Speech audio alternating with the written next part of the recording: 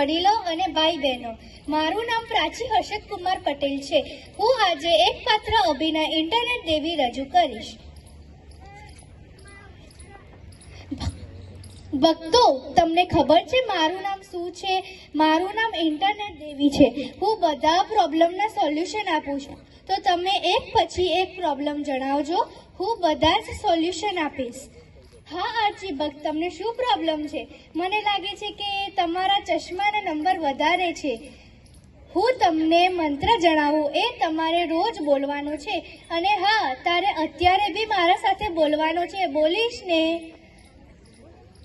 ઓમ PUBG game નમઃ, ઓમ ludo game નમઃ, ઓમ candy crush game નમઃ.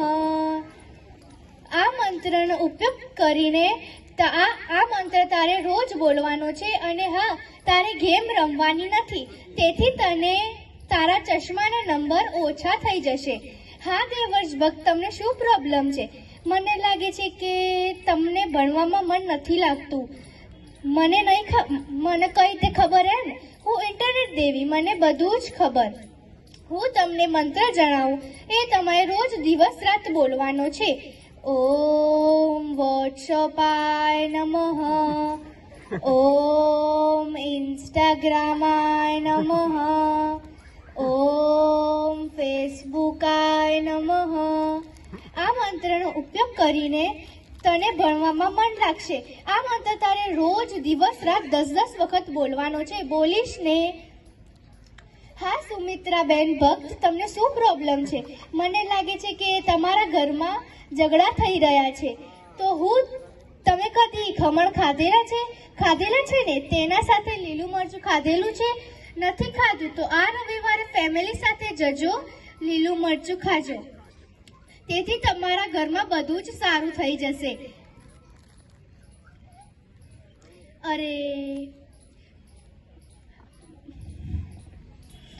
હા સ્નેહલ ભક્ત, તમને શું પ્રોબ્લેમ છે? મને લાગે છે કે તમારી સેલેરી ઓછી છે, બરાબર ને? આનું સોલ્યુશન તો બધા જ પાસે હોય છે. હું તમને મંત્ર જણાવું, એ તમારે રોજ બોલવાનો છે. અને હા, અત્યારે બી તમારે મારા સાથે બોલવાનો છે. ઓમ ચાઇના ફોન નમઃ, ઓમ જીઓ નમઃ.